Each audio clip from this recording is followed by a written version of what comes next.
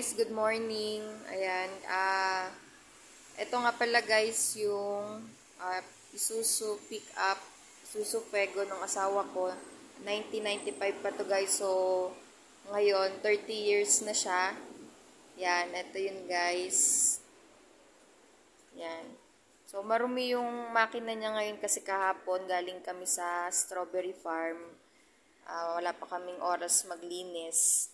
Ayan guys. So, yan. Pine-prepare ng asawa ko yung pick-up kasi mamaya pupunta kami sa Cavite. Meron kaming kukuning mga gamit dun sa bahay. Sa tita ng asawa ko. Taga Cavite kasi yung tita niya. May kukuning kaming gamit doon. Tapos, babalik din kami dito sa Baguio. So, ayan guys. Pine-prepare lang ng asawa ko yung pick-up. Dahil mamaya, babiyahin na kami pa puntang Cavite. So, siguro yung makina, malilinis na lang asawa ko to pagbalik namin galing Cavite.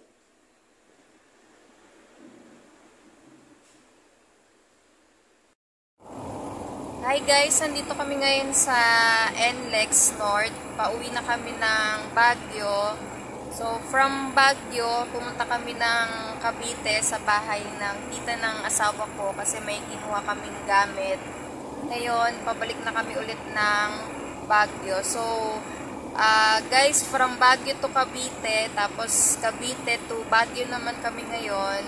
Hindi namin akalain na kakayanin pa nitong pick-up ng asawa ko kasi 30 years na tong pick-up. So, sa father niya pa kasi to, kaya 30 years na to guys. So, di namin naakalain na kakayanin niya yung ganong kahabang biyahe. At ngayon nga, pabalik na kami pauwi na kami sa Baguio. Dala namin yung pinadala nung tita niya. Dadali namin sa bahay sa Baguio. So, nandito kami guys sa North. Yan, mag-stop over lang kami mamaya dyan sa Shell para kumain.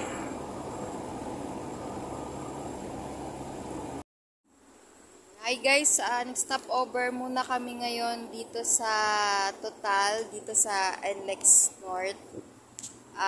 Ito nga pala guys yung 30 years ng pick-up ng asawa ko. So yan, sa papa niya pa kasi yan. Yan, 30 years na yan. So, hindi namin nakalain na sa haba ng biyahe namin mula Baguio papuntang Cavite. Ngayon, pauwi naman kami ng Baguio ulit. Ayan guys. So, ayan yung mga gamit na kinuha namin sa Cavite.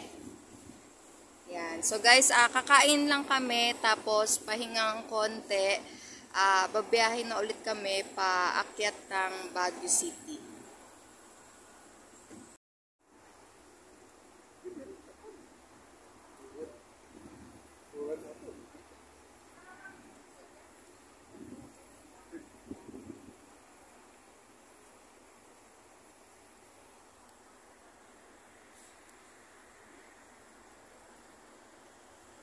Hi guys, meron pala dito sa NLEX North, dito kasi kumain kami dito. Adidas outlet siya guys. So dito makakabili kayo ng murang sapatos. So nagsisale sila guys. Tsaka meron sila ditong mga buy one take one. So mas makakamura talaga pag dito kayo bumili ng Adidas. So, ayan guys. So, nakabili nga kaming mag-asawa ng sapatos. Isa dito yung buy one, take one para sa aming mag-asawa. Tapos, meron din kaming binili para sa mama ng asawa ko. So, para to sabihanan ko guys, tong isa binili namin. Sale naman tong nabili namin. Tapos, yung para sa aming mag-asawa is buy one, take one. So, eto nga guys yung outlet ng Adidas dito sa NLEX. Ayan. So, ang laki talaga ng sale, discount promo nila dito guys. Tsaka yung mga buy one, take one nila. Ayan. Kaya marami din guys, dito yung namimili ng Adidas. Yan, yung mga bumabiyahe, dumadaan dito. O iba talagang dinadayo tong Adidas dito para bumili ng sapatos. So, ayan guys, nagutom nga kami. Kakain pa lang kami ngayon dito sa NLEX North kasi bumili muna kami ng sapatos din sa Adidas kanina. So, ayan. So, ngayon, kakain muna kami ngayon dito sa Jollibee.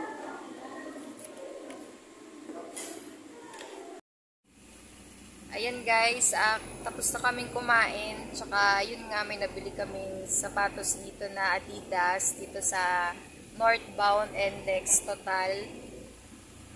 Yan, pabiyahin na ulit kami pa uwing Baguio guys. So magtitipelex naman kami kaya sana makauwi kami ng maaga-aga sa Baguio. Yan guys, biyahin na ulit kami.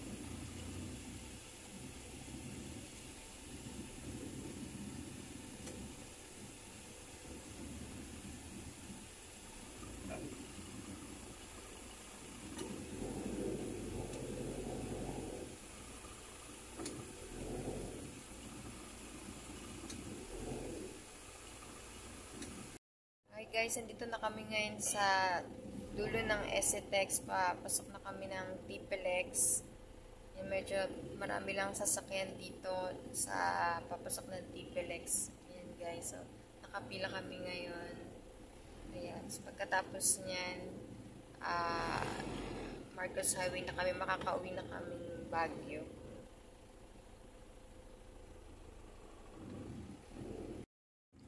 Dito na kami sa Marcos Highway.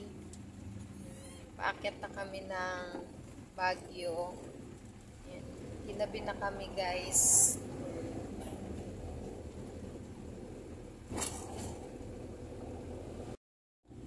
Ayan guys, nandito na kami sa Baguio.